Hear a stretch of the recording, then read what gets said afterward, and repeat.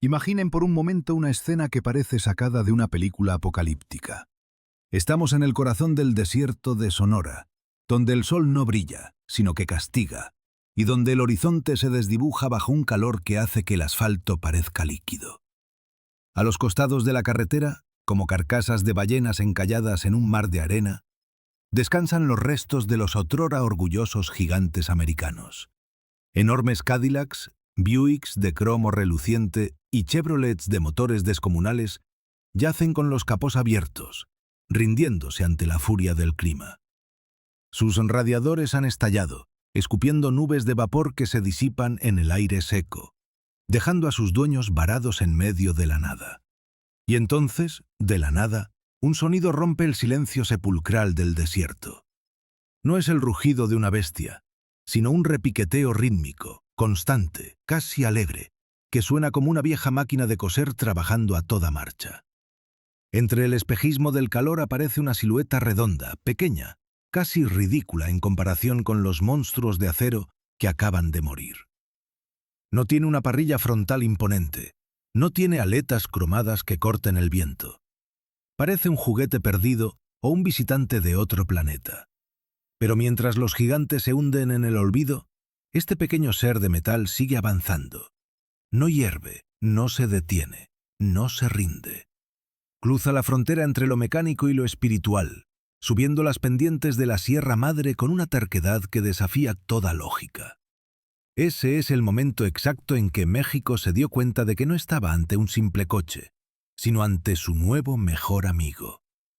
Ese es el Volkswagen Sedán, pero para nosotros, para el pueblo que lo adoptó y lo transformó, siempre será el bocho.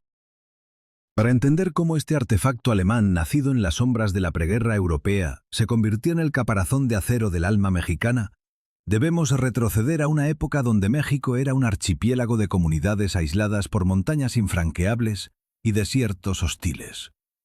Viajar de un estado a otro era una odisea que requería valor y máquinas que no conocieran la palabra imposible.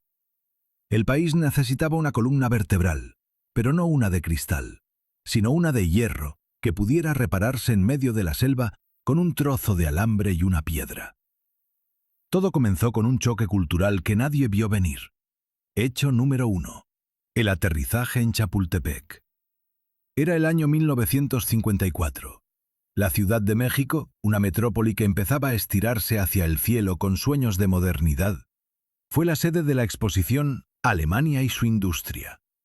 En el corazón del bosque de Chapultepec, entre los árboles milenarios y el castillo que guardaba los secretos del imperio, los alemanes instalaron sus pabellones.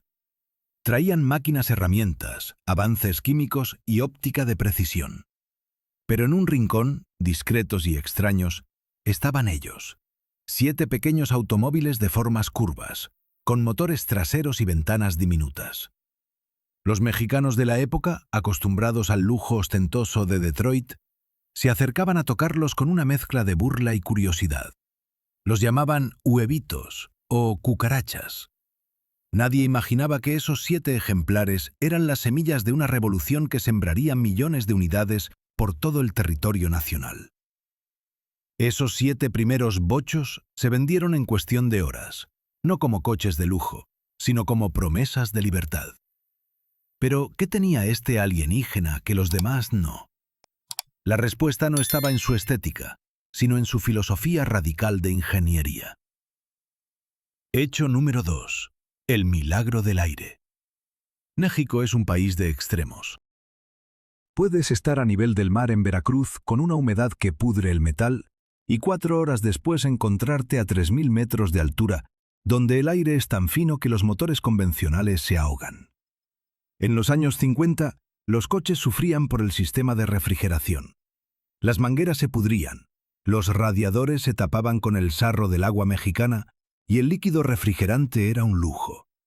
El bocho llegó con una propuesta revolucionaria. Su motor estaba enfriado por aire. No había agua, no había radiador, no había mangueras que pudieran reventar. Los ingenieros alemanes habían diseñado una turbina que forzaba el aire a pasar por los cilindros, manteniendo la temperatura ideal, sin importar si estabas cruzando el desierto de Chihuahua o subiendo al Popocatépetl. Para el mexicano común, esto era magia negra. Era el coche que no necesitaba agua, y en un país donde el agua es vida, un motor que no la pedía era un milagro tecnológico. Esta sencillez se extendía a cada rincón de su anatomía. Hecho número 3. El corazón boxer. El motor del bocho no era un bloque vertical pesado. Era un diseño de cilindros opuestos, plano, que permitía que el centro de gravedad fuera increíblemente bajo. Esto le daba una estabilidad en las curvas de las carreteras serranas que dejaba en vergüenza a los pesados sedanes americanos que se balanceaban como barcos en plena tormenta. Además, su ubicación era estratégica. El motor estaba sobre las ruedas traseras. Hecho número 4. Tracción y peso. Al tener todo el peso del bloque mecánico presionando las ruedas motrices, el bocho tenía una tracción legendaria. Mientras otros coches patinaban en el barro de las zonas cafetaleras o en la arena suelta de las costas, el bocho simplemente empujaba. Se enterraba, buscaba agarre y salía disparado. Se convirtió en el tanque de guerra de los campesinos y la clase media emergente. Pero antes de ser el dueño de las calles, tuvo que recibir un nombre. Y aquí entramos en uno de los misterios más grandes de la cultura popular mexicana. Hecho número 5. El misterio del nombre bocho. ¿De dónde viene esa palabra que hoy es parte de nuestro diccionario emocional? Existen teorías para todos los gustos. Algunos dicen que es una deformación de la palabra Volkswagen, que el oído mexicano, siempre propenso al juego de palabras, transformó rápidamente. Otros, más historiadores, sugieren que viene de la palabra boche, un término despectivo que los franceses usaban para los alemanes durante las guerras mundiales. Sin embargo, en México, la palabra perdió cualquier rastro de odio para llenarse de cariño. Bocho suena a algo pequeño, a algo rudo pero amable. Fue el primer paso de la mexicanización del objeto. Ya no era un producto de Wolfsburgo, era el bocho, un miembro más de la familia. Esa adopción no fue solo de nombre, sino de sangre industrial. Para los años 60, el gobierno mexicano entendió que el coche del pueblo debía ser fabricado por el pueblo. Hecho número 6. La Catedral de Puebla. En 1964, en las afueras de la ciudad colonial de Puebla, se colocó la primera piedra de lo que se convertiría en uno de los complejos industriales más importantes del planeta. Volkswagen de México no nació como una simple ensambladora. Nació como el proyecto de una nación que quería industrializarse. Miles de obreros mexicanos cuyas manos antes labraban la tierra o trabajaban el textil, aprendieron el lenguaje del acero y la precisión alemana. Se creó una simbiosis única. La disciplina teutónica se mezcló con la creatividad y el ingenio mexicano. La famosa maña. Hecho número 7. El primer grito mexicano. El 23 de octubre de 1967, el silencio de la planta de Puebla fue roto por el aplauso de miles de trabajadores. El primer Volkswagen sedán fabricado íntegramente en suelo mexicano salía de la línea de producción. No era igual a los que se hacían en Alemania. Tenía el sudor, el orgullo y las modificaciones necesarias para sobrevivir a la geografía nacional. Desde ese momento, el bocho obtuvo su acta de nacimiento oficial como ciudadano mexicano. Y con el nacimiento de la producción local, llegó la democratización del movimiento. Hecho número 8. El coche que creó la clase media. Antes del bocho, tener un coche en México era una señal de que pertenecías a la élite. Los coches eran caros, difíciles de mantener y requerían choferes o mecánicos especializados. El bocho rompió esa barrera. Gracias a planes de financiamiento revolucionarios para la época y a un precio que un profesor o un empleado bancario podía pagar, México se puso sobre ruedas. El bocho fue el escenario del primer viaje a la playa de millones de niños. Fue el coche en el que se aprendió a manejar con el miedo de que se apagara en una subida. Y fue el espacio donde se vivieron los primeros romances. Pero lo que realmente selló su destino fue su honestidad mecánica. Hecho número 9. La escuela de la calle. El bocho no escondía nada. Al abrir el capó trasero, te encontrabas con un motor que parecía una pieza de relojería gigante. No había plásticos pretenciosos cubriendo las partes vitales. Esto permitió que naciera una generación entera de mecánicos empíricos. Hecho número 10. El manual invisible. Se decía que cualquier mexicano con un desarmador, unas pinzas y un pedazo de alambre de colgar ropa podía arreglar un bocho en medio de la carretera. Esta reparabilidad extrema creó un vínculo de confianza inquebrantable. El dueño de un bocho no le temía a la avería, porque sabía que su coche era un sobreviviente, igual que él. En este primer bloque, hemos visto cómo un extraño de formas curvas llegó a una tierra de gigantes y, contra todo pronóstico, se quedó para siempre. Hemos visto cómo su ingeniería de aire y su motor trasero lo convirtieron en el rey de una geografía indomable. Pero esto es solo el prólogo. Porque el bocho estaba a punto de dejar de ser un simple transporte para convertirse en algo mucho más grande. En un servicio público que pintaría de verde la ciudad más grande del mundo y en un símbolo de estatus para los que no tenían nada. Prepárense, porque en el siguiente bloque entraremos en las entrañas de la Ciudad de México, donde el bocho se convirtió en la rana que movía a millones. Descubriremos por qué los taxistas tenían que mutilar sus propios coches para trabajar y cómo este pequeño gigante sobrevivió a las peores crisis económicas, convirtiéndose en la moneda de cambio más estable de todo México. El mito apenas está arrancando su motor, y el sonido que viene a continuación es el de una nación entera poniéndose en marcha. Si el primer bloque de nuestra historia nos mostró cómo un extraño de formas curvas llegó a las tierras del agave para aprender a hablar español, este segundo bloque es la crónica de una explosión cultural que no tiene parangón en la historia del automóvil. Estamos entrando en la época dorada, en los años donde el bocho dejó de ser un simple coche para convertirse en el tejido conectivo de una nación entera. Si pudieras elevarte sobre la Ciudad de México en la década de los 90, no verías asfalto ni edificios. Verías un organismo vivo y pulsante compuesto por miles de puntos verde brillante que se movían con una agilidad casi biológica. Era el Mar Verde, una armada de acero y perseverancia que definió la identidad visual de la metrópoli más grande del mundo. Para entender la magnitud de este fenómeno, hay que sumergirse en el caos sonoro y visual del Distrito Federal de finales del siglo XX. Imaginen el aire denso, cargado de una mezcla de smog, ozono y el aroma de los tacos de canasta en cada esquina. En medio de ese rugido incesante de claxons, emerge el protagonista absoluto. Hecho número 11. La Legión de las Ranas. En su punto máximo, la Ciudad de México albergaba a más de 50.000 bochos funcionando exclusivamente como taxis. Eran conocidos oficialmente como ecotaxis, por su color verde, aunque de ecológicos tenían solo el nombre, pero para la gente eran simplemente las ranas. Esta fue la mayor concentración de un solo modelo de coche destinado al transporte público en la historia de la humanidad. El bocho no solo llevaba gente.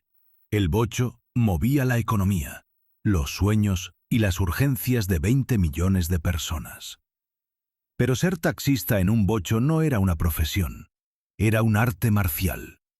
El coche era pequeño, de 2 puertas, diseñado originalmente para una familia alemana de posguerra, no para el salvaje flujo de pasajeros de una megaciudad latina. Y aquí es donde entra el ingenio mexicano en su máxima expresión. Hecho número 12. El sacrificio del asiento. Para que el negocio fuera viable, el taxista tenía que hacer que el pasajero entrara y saliera con rapidez.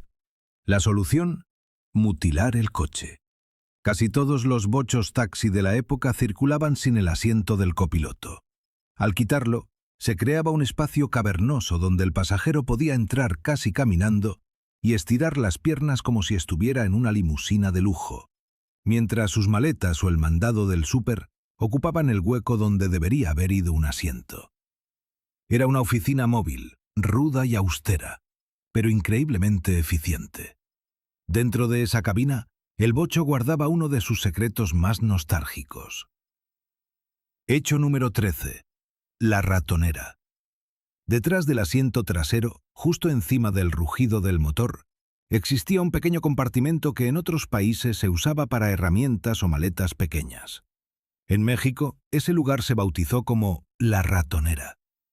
Durante décadas, ese espacio cálido, arrullado por la vibración constante del motor boxer, fue el nido donde durmieron millones de niños mexicanos mientras sus padres conducían de regreso a casa tras una fiesta o un viaje largo. Era un lugar peligroso según los estándares modernos, pero en la memoria colectiva era el sitio más seguro y acogedor del mundo. Un rincón de sueños envuelto en el olor a gasolina y vinilo caliente. Pero el bocho no solo conquistó la ciudad. Su verdadera leyenda se forjó donde el asfalto terminaba y comenzaba el castigo físico de la geografía mexicana. Hecho número 14. El anfibio por accidente. Durante la temporada de lluvias, la Ciudad de México y otras urbes suelen convertirse en lagos improvisados. Las alcantarillas colapsan y el agua sube hasta niveles que detendrían a cualquier coche moderno cargado de sensores electrónicos. Pero el bocho tenía un truco bajo su panza de acero. Gracias a su chasis de plataforma plana y sellada, el coche tenía una flotabilidad asombrosa.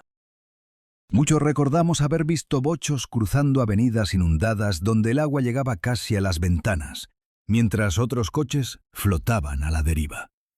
El bocho simplemente seguía empujando, con su distribuidor de encendido colocado lo suficientemente alto para evitar el cortocircuito, avanzando como un pequeño submarino terrestre que se negaba a hundirse. Esa capacidad de sobrevivir a lo imposible se extendió al terreno más hostil de todos, el desierto. Hecho número 15. El nacimiento del Baja Bug. En la península de Baja California nació una de las carreras más brutales del planeta, la Baja 1000. Los estadounidenses traían camionetas enormes y prototipos costosos, pero los mexicanos descubrieron que si le quitabas las salpicaderas a un bocho, le subías la suspensión y le ponías llantas de gajo, tenías el vehículo de asalto perfecto. El bocho era tan ligero que no se hundía en la arena, flotaba sobre ella.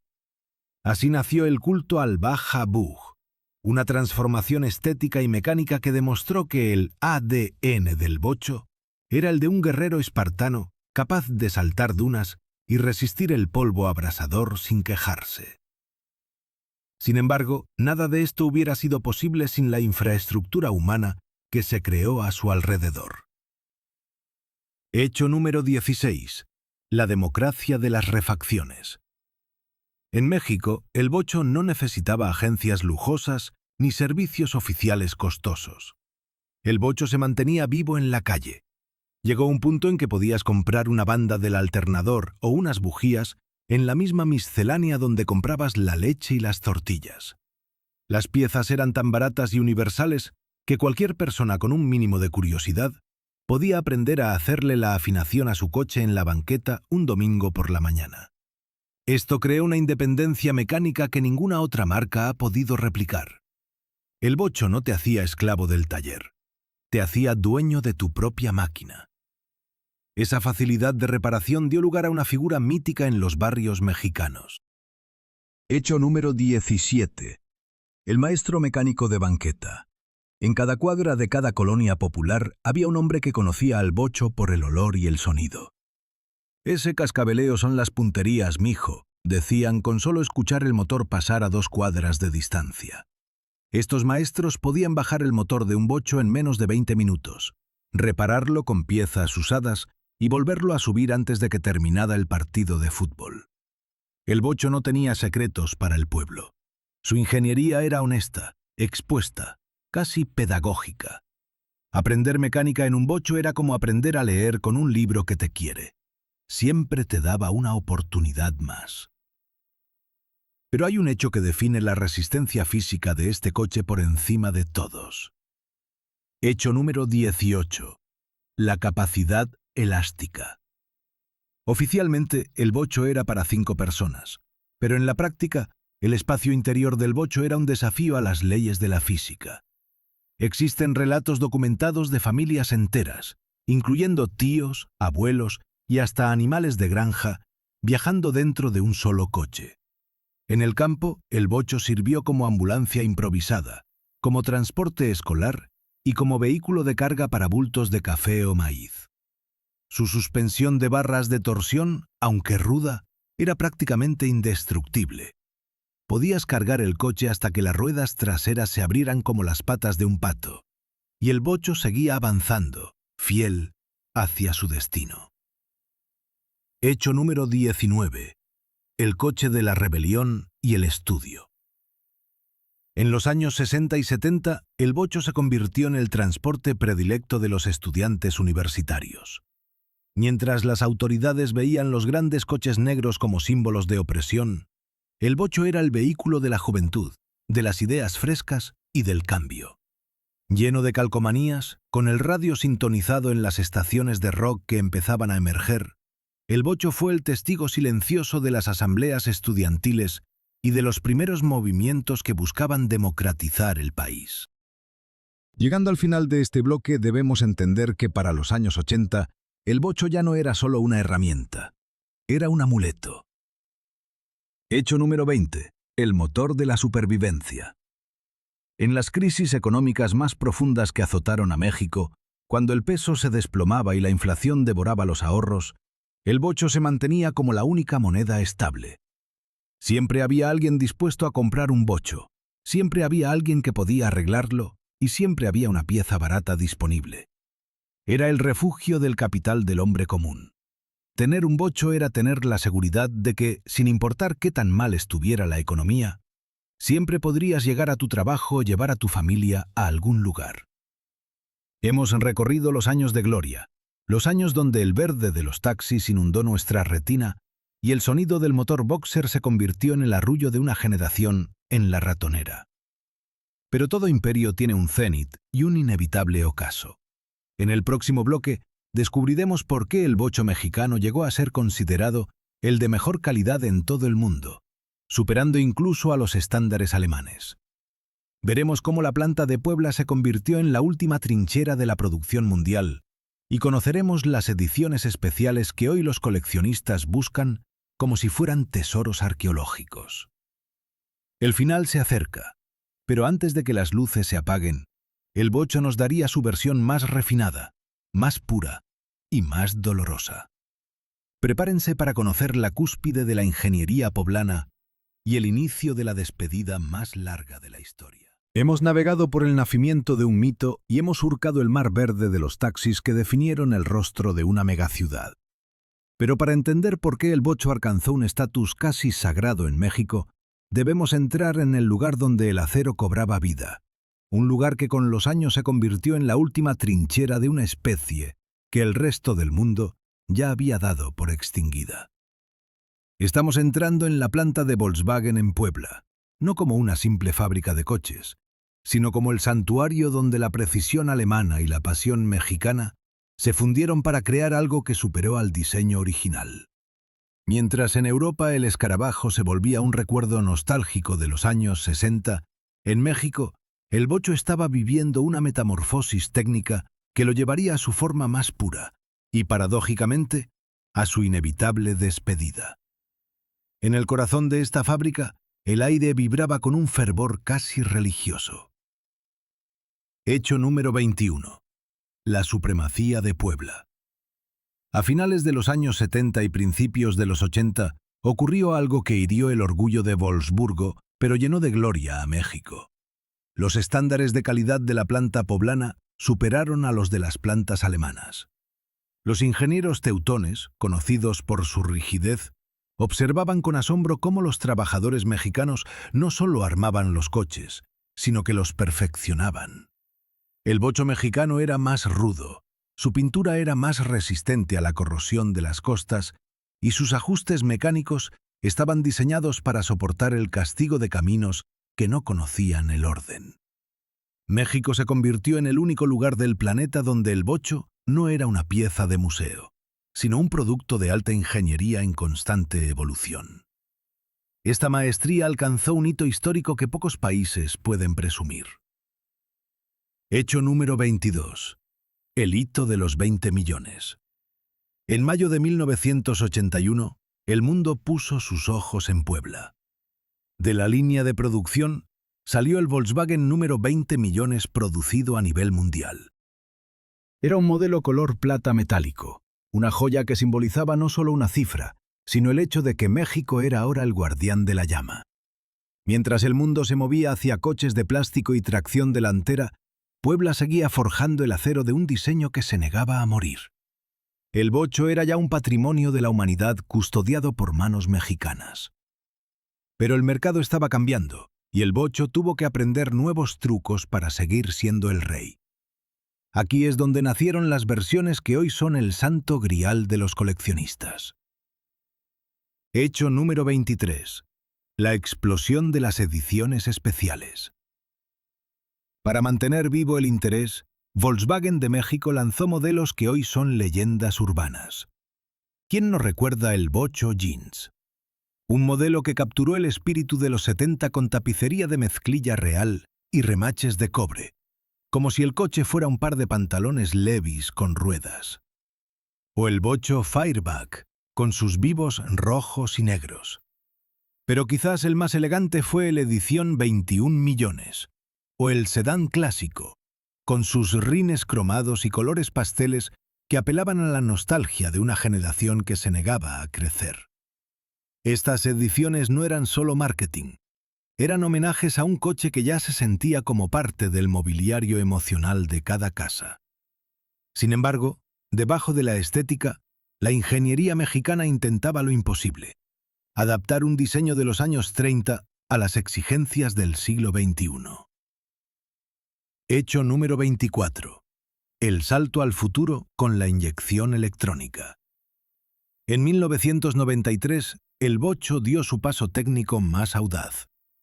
Para cumplir con las nuevas y estrictas normas ambientales de una Ciudad de México asfixiada por el smog, se eliminó el legendario carburador y se instaló un sistema de inyección electrónica de combustible, Fuel Injection.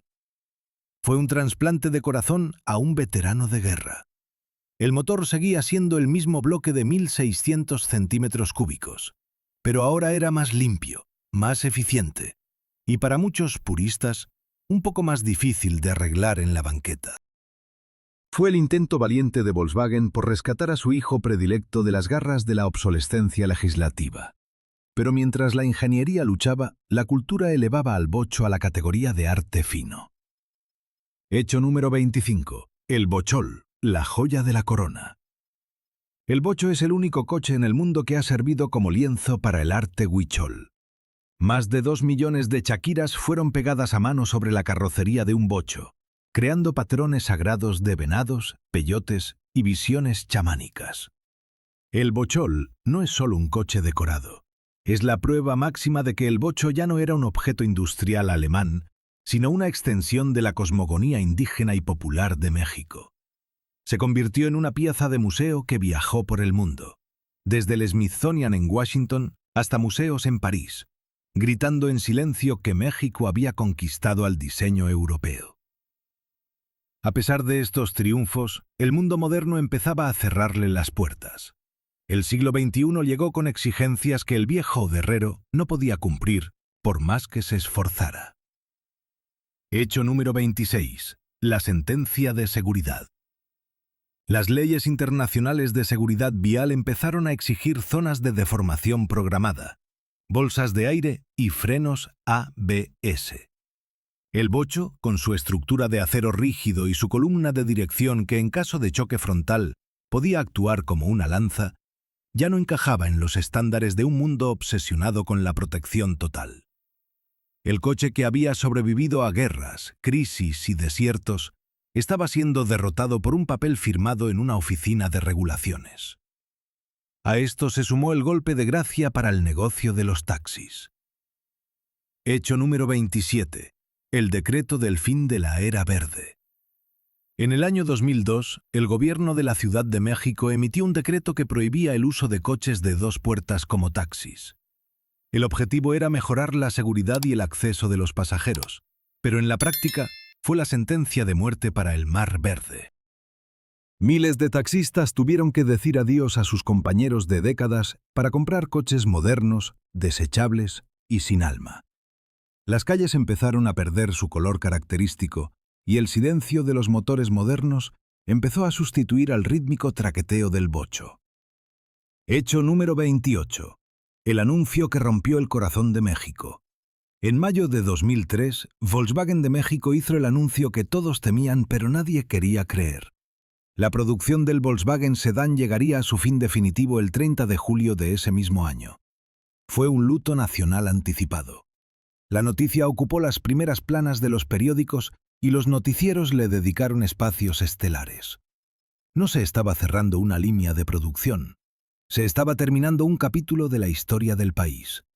Para despedirse, Puebla preparó una última ofrenda. Hecho número 29. La última edición. Se fabricaron solo 3.000 unidades de una versión final cargada de nostalgia. Venían en dos colores que evocaban el pasado, azul acuario y beige luna de cosecha. Tenían llantas de cara blanca, rines cromados y el escudo de Wolfsburgo en el cofre. Fueron vendidos en cuestión de días. Personas que nunca habían tenido un coche se endeudaron solo para tener uno de los últimos ejemplares de la leyenda. Esos 3.000 coches no eran vehículos, eran cápsulas del tiempo destinadas a guardarse en garajes con sábanas de seda. Y así llegamos al momento más dramático de esta crónica. Hecho número 30. El adiós con música de mariachi. El 30 de julio de 2003, la planta de Puebla se detuvo. No había ruidos de prensas ni chispas de soldadura. Miles de trabajadores se reunieron alrededor de la línea final. El último bocho, el número 21.529.464, producido en el mundo, avanzaba lentamente decorado con flores y banderas. De repente, las notas de las mañanitas y El Rey, interpretadas por un mariachi, inundaron la nave industrial. Hombres fuertes que habían pasado 30 años moldeando el acero, lloraban abiertamente mientras acariciaban por última vez el techo del coche. El bocho se despedía con la dignidad de un monarca que abdica porque el tiempo, y no sus enemigos, se lo ordena. Ese último ejemplar no fue a parar a la calle.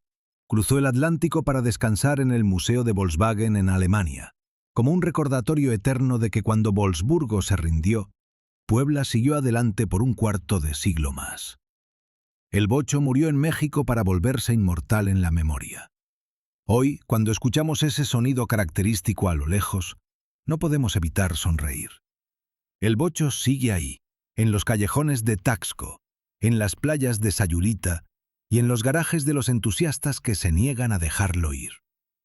Fue el coche que nos enseñó a manejar, el que nos llevó a nuestro primer trabajo y el que nos demostró que la verdadera ingeniería no está en los chips, sino en el alma que le ponemos a las máquinas. El monstruo de vapor de las vías desapareció, y el escarabajo de acero de las calles también se fue. Pero ambos dejaron una huella que el asfalto no puede borrar. El bocho no fue solo un coche, fue el testigo de piedra y metal de nuestra propia historia. Y mientras quede un solo litro de gasolina y un mexicano con ganas de aventura, el bocho nunca dejará de rodar en nuestra imaginación. ¿Cuál es tu historia con el bocho? ¿Todavía conservas el de tu abuelo? ¿O fuiste de los que lloró aquel julio de 2003? Cuéntanos tu conexión con esta leyenda, porque en México todos tenemos un poco de bocho en el corazón. El 30 de julio de 2003, las luces de la línea de producción en Puebla se apagaron, y muchos pensaron que ese era el punto final. Creyeron que el bocho, como tantos otros objetos del siglo XX, simplemente se desvanecería en los libros de historia, siendo reemplazado por coches de plástico, sensores electrónicos y obsolescencia programada. Pero lo que el mundo no entendió es que en México las leyendas no mueren, simplemente se transforman. Lo que comenzó como un silencio sepulcral en la fábrica se convirtió casi de inmediato en un estruendo de nostalgia que dio origen a uno de los movimientos culturales más apasionados del planeta: la bochomanía. El bocho dejó de ser un coche usado para convertirse en una reliquia, un tesoro, y para muchos, una obsesión que roza lo religioso. Entrar hoy en el mundo de un bochero de corazón es como entrar en una cápsula del tiempo donde el olor a gasolina, aceite viejo y vinilo caliente es el perfume más caro del mundo. Hecho número 31. El ascenso del valor sentimental al financiero. Si en los años 90 podías comprar un bocho por unos cuantos miles de pesos solo para moverte al trabajo, hoy esos mismos ejemplares, si conservan su originalidad, han multiplicado su valor de forma astronómica. El bocho se convirtió en la criptomoneda de los barrios. Un modelo de los años 50 o 60, con sus ventanas pequeñas y sus defensas de canasta, puede costar hoy más que un sedán de lujo del año. No estás comprando transporte. Estás comprando un pedazo de la historia industrial del mundo, una pieza de acero que tiene nombre, apellido y memoria. Esta revalorización dio paso a una de las subculturas más fascinantes del México contemporáneo. Hecho número 32. La hermandad de los clubes.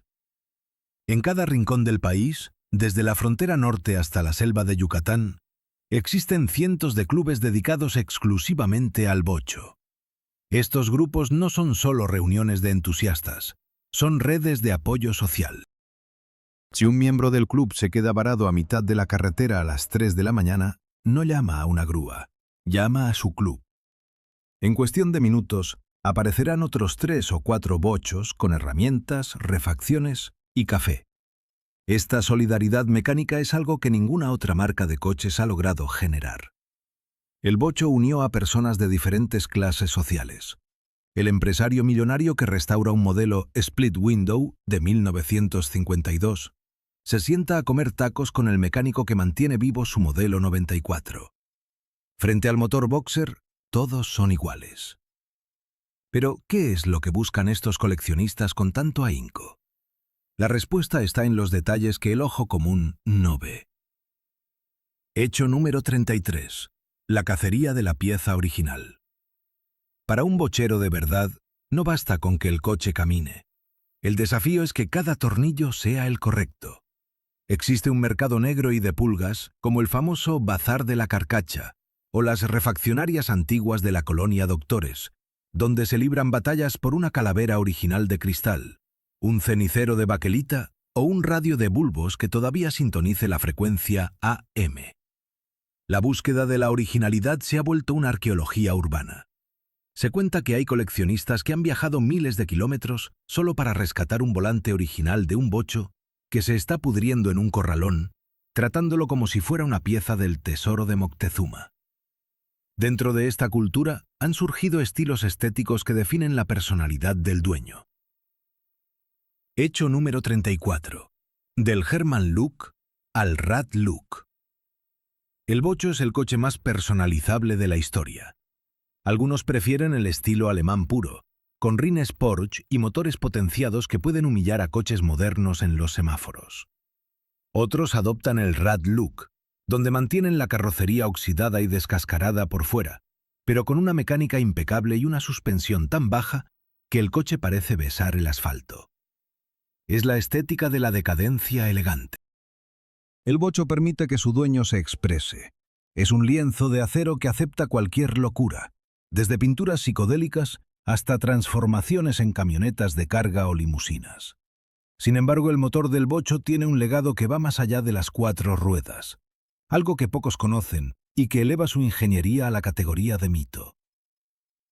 Hecho número 35. El motor que conquistó el cielo y el campo.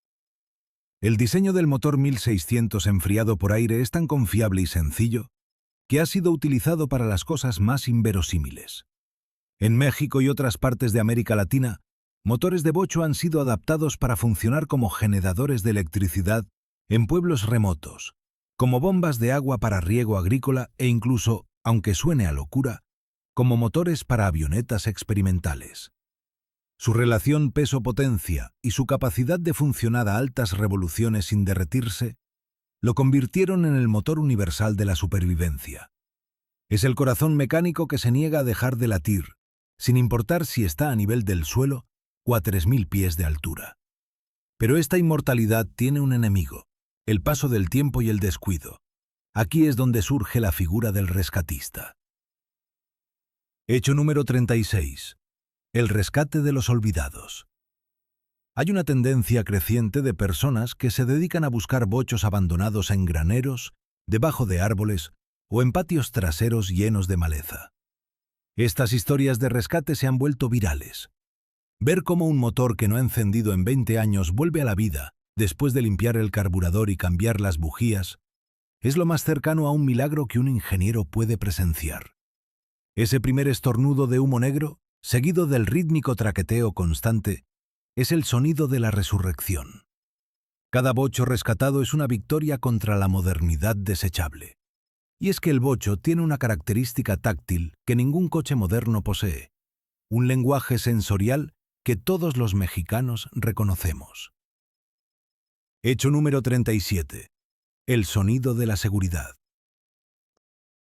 No solo es el motor, es el sonido de la puerta al cerrar. Ese clank metálico, seco y sólido que te dice que estás encerrado en una cápsula de acero real, no de plástico inyectado. O el olor de la calefacción, que en realidad es el aire caliente que pasa por el motor y entra a la cabina con un ligero aroma a aceite quemado que, para cualquier bochero, es más reconfortante que el incienso. Son estos detalles los que mantienen viva la llama. Es una experiencia que involucra todos los sentidos y que te conecta con una era donde las cosas se hacían para durar 100 años. En la actualidad, el bocho ha dado el salto de las calles a las pantallas y al arte contemporáneo de una manera masiva. Hecho número 38. El bocho como ícono pop global. Ya no solo es el coche de Herbie en las películas de Disney, es el símbolo de la rebeldía creativa. Artistas plásticos en México han utilizado partes de bochos para crear esculturas que denuncian el consumismo o que celebran la identidad nacional. El bocho se ha vuelto un objeto cool, deseado por los hipsters en las colonias de moda y por los nostálgicos en los pueblos más tradicionales. Ha logrado lo que pocas máquinas: ser moderno y antiguo al mismo tiempo. Pero hay un aspecto emocional que conecta a este coche con el ciclo de la vida en México. Hecho número 39. El coche de las 3 generaciones. Es común ver hoy en día a un abuelo enseñándole a su nieto de 15 años cómo ajustar el tiempo de un bocho 1970. Es una transferencia de conocimiento, un rito de iniciación. El abuelo no solo está enseñando mecánica, está transmitiendo una filosofía de vida, que las cosas que valen la pena se cuidan, se arreglan y no se tiran a la primera falla. El bocho es el vehículo de la sabiduría popular mexicana, el puente de metal que une a los que ya se van con los que apenas empiezan el camino. Llegamos así a una conclusión inevitable que exploraremos a fondo en el último bloque. Hecho número 40. El bocho como el espejo de México. Si analizas al bocho, estás analizando al mexicano. Es pequeño pero no se achica ante nadie. Hace mucho ruido, pero tiene con qué respaldarlo. Se rompe, pero siempre encuentra la forma de levantarse y seguir adelante. Es humilde en su origen, pero orgulloso en su andar. El bocho es, en última instancia, una metáfora rodante de nuestra propia resiliencia. Hemos visto cómo este coche pasó de la producción masiva al culto privado. Hemos visto cómo sus motores vuelan y cómo sus piezas se buscan como tesoros arqueológicos. Pero todavía nos falta responder la pregunta más importante. ¿Qué nos dice el bocho sobre nuestro futuro? En un mundo que nos obliga a cambiar de teléfono cada año y de coche cada 5, el bocho se yergue como un monumento a la eternidad. En el bloque final, cerraremos esta epopeya comparando la perfección sin alma de los coches modernos contra la imperfección divina del bocho, y entenderemos por qué, aunque el último salió de Puebla en 2003, el bocho todavía no ha terminado su viaje. El final de esta historia es, en realidad, un nuevo comienzo. Hemos recorrido más de medio siglo de historia, desde el aterrizaje de aquellos 7 extraños ejemplares en el bosque de Chapultepec hasta el llanto de los mariachis en la última línea de producción en Puebla. Pero al llegar al final de este viaje, surge una pregunta que flota en el aire caliente de nuestras carreteras. ¿Cómo es posible que una máquina diseñada en la década de los 30, ruidosa, estrecha y carente de toda tecnología moderna, siga siendo el latido más fuerte del corazón automotriz de México? La respuesta no está en los libros de ingeniería, ni en las hojas de cálculo de los economistas. La respuesta está en el alma de un pueblo que encontró en un objeto de acero el reflejo exacto de su propia naturaleza. El bocho no fue solo un coche, fue el maestro que nos enseñó que la verdadera grandeza no reside en la perfección, sino en la capacidad de resistir, de adaptarse y de no rendirse jamás, sin importar qué tan empinada sea la cuesta. Hoy vivimos en un mundo dominado por el silencio estéril de los coches eléctricos y la complejidad indescifrable de las computadoras sobre ruedas. Si abres el capó de un vehículo moderno, te encuentras con una muralla de plástico negro y sensores que te prohíben tocar, que te dicen que no eres digno ni capaz de entender lo que ocurre ahí dentro. La modernidad nos ha convertido en simples usuarios, en pasajeros pasivos de nuestra propia movilidad. Pero el bocho era distinto. El bocho te invitaba a ensuciarte las manos. Te exigía que lo conocieras, que escucharas sus quejas, que ajustaras sus tornillos. Esa relación entre hombre y máquina creó una cultura de la autosuficiencia que hoy estamos perdiendo. Hecho número 41. La pedagogía del acero. El bocho fue el primer libro de texto de millones de mexicanos. Fue el objeto que nos enseñó el valor del mantenimiento, de la prevención y del ingenio. Nos enseñó que si algo se rompe, no se tira, se arregla. Esa filosofía de la maña mexicana, de encontrar soluciones donde otros solo ven problemas, se forjó en gran medida gracias a la simplicidad honesta del motor Boxer. Y es precisamente esa honestidad la que resalta cuando comparamos al viejo guerrero con sus sucesores. Hecho número 42. El fracaso de la imitación frente al alma del original. A finales de los 90, Volkswagen intentó capturar la nostalgia con el New Beetle. Era un coche bonito, seguro y moderno, pero para el mexicano de a pie le faltaba algo vital: el espíritu. El New Beetle tenía el motor adelante, enfriado por agua, lleno de sensores que fallaban y con un precio que lo alejaba del pueblo.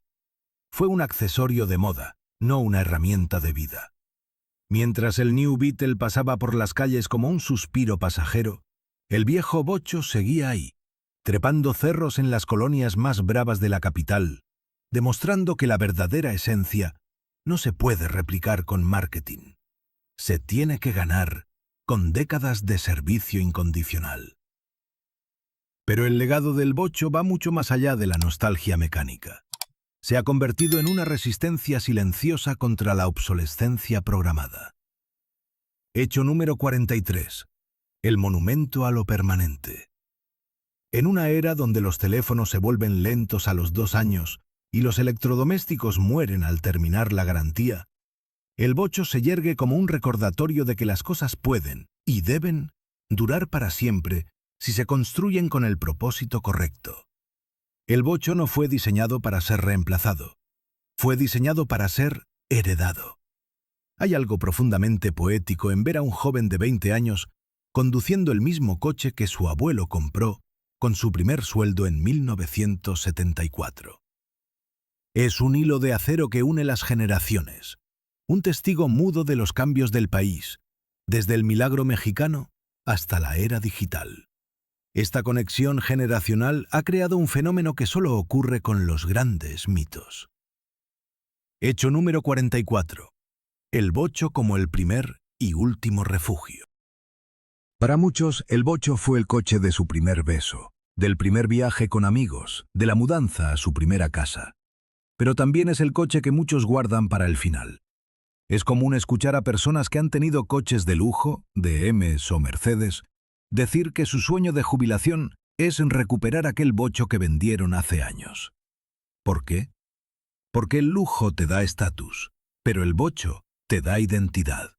Te devuelve a una época donde la vida era más lenta, más táctil, más real. El bocho no te miente. Si tiene hambre de aceite, te lo dice con un olor. Si está cansado, te lo dice con un ruido. Es una comunicación honesta que hemos perdido en la era de las pantallas táctiles. Incluso en el ámbito de la seguridad, donde el bocho fue tan criticado al final de su vida, existe una mística que el mexicano ha sabido transformar. Hecho número 45. El escudo de los valientes. Es cierto, el bocho no tenía bolsas de aire ni zonas de deformación programada. Pero tenía algo que los conductores de hoy extrañan. Una conexión directa con el camino. En un bocho, tú sentías cada piedra, cada irregularidad, cada cambio en la adherencia de las llantas. Esa falta de filtros te obligaba a ser un mejor conductor, a estar más alerta, a ser uno mismo con la máquina. El bocho no te protegía con electrónica, te protegía con la experiencia que te obligaba a adquirir. Era una escuela de manejo de alto riesgo donde el diploma era llegar a casa sano y salvo cada noche. Pero hablemos del futuro, porque aunque el bocho ya no sale de las líneas de producción, su sombra es larga y su regreso es constante. Hecho número 46. La electrificación de la nostalgia.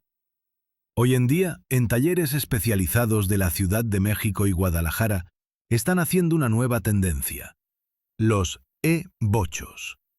Entusiastas y técnicos están reemplazando los viejos motores de gasolina por potentes motores eléctricos y baterías de litio. Es una paradoja fascinante. La carrocería más antigua y querida del país, ahora impulsada por la energía del futuro. Esto demuestra que el diseño del bocho es tan perfecto, tan aerodinámico y tan ligero, que sigue siendo la plataforma ideal para experimentar con lo que viene. El bocho no se niega a evolucionar, simplemente espera a que la tecnología esté a su altura. Sin embargo, el vacío que dejó el bocho en el mercado popular mexicano nunca ha sido llenado realmente. Hecho número 47. El hueco en el corazón del mercado. Ningún coche de los que vinieron después, ni el Tsuru, ni el Aveo, ni el March, logró generar ese sentido de pertenencia. Son herramientas desechables, cajas de metal que se usan y se tiran. El bocho era un compañero. Cuando el bocho se fue, el transporte popular en México perdió su carácter. Perdimos al coche que podía ser taxi, ambulancia, oficina y limusina, todo al mismo tiempo. Esa versatilidad es lo que hoy nos hace mirar atrás con un nudo en la garganta. Y es que el bocho es, en última instancia, el espejo de la resiliencia mexicana. Hecho número 48. La metáfora rodante. Al igual que el pueblo que lo adoptó, el bocho es experto en sobrevivir a las crisis. Aguantó las devaluaciones del 76, del 82, del 94. Aguantó los terremotos, las inundaciones y los cambios de gobierno. Siempre estaba ahí, listo para arrancar a la primera, sin importar qué tan oscuro fuera el panorama económico. El bocho le decía al mexicano: si yo puedo seguir adelante con mis 4 cilindros y mi aceite quemado, tú también puedes. Fue un apoyo psicológico sobre ruedas, una prueba de que con lo básico se puede conquistar el mundo. Llegamos así al final de nuestra historia, pero no al final del camino para nuestro protagonista. Hecho número 49. El bocho como patrimonio cultural no oficial. Aunque no exista un decreto firmado, el bocho es tan mexicano como el tequila, como el mariachi o como las pirámides de Teotihuacán. Es parte del ADN visual de nuestro paisaje. No puedes imaginar un pueblo mágico sin un bocho subiendo por sus calles empedradas. No puedes imaginar una postal de Acapulco sin un escarabajo estacionado frente al mar. El bocho se fundió con el paisaje hasta volverse invisible por lo cotidiano, pero indispensable por su ausencia. Hecho número 50. El último suspiro que nunca termina. El 30 de julio de 2003, cuando el último bocho entró al museo, el mundo pensó que se cerraba un ciclo, pero se equivocaron. Cada vez que un padre le entrega las llaves de un viejo sedán a su hijo, cada vez que un mecánico de barrio logra encender un motor que parecía muerto, cada vez que un club de bocheros llena de colores una carretera federal, el bocho vuelve a nacer. No es solo un coche, es una forma de entender la vida. Es la creencia de que la simplicidad es la máxima sofisticación y de que la lealtad es el combustible más potente que existe. El monstruo de vapor movió al país por las vías del tren, pero el bocho lo movió por las venas de sus calles y los sueños de su gente. Fue el caparazón que nos protegió del sol, de la lluvia y de la incertidumbre. Hoy, el sonido de su motor es una música que nos transporta a un México que se sentía más sólido, más unido y más valiente. Así que la próxima vez que veas un bocho pasar, no veas solo un coche viejo y ruidoso. Ve un sobreviviente. Ve un monumento a la ingeniería humana y a la pasión de un pueblo que se negó a dejarlo morir. Porque en México, el bocho no es una máquina. Es un hermano de metal que todavía tiene muchos kilómetros por recorrer en nuestra memoria. Y ahora la pregunta es para ti. Si hoy tuvieras la oportunidad de volver a subirte a ese bocho que marcó tu vida, ¿a dónde irías? ¿A quién llevarías contigo? ¿Qué le dirías a ese pequeño gigante de acero si pudieras tocar su volante una vez más? Cuéntanos tu historia.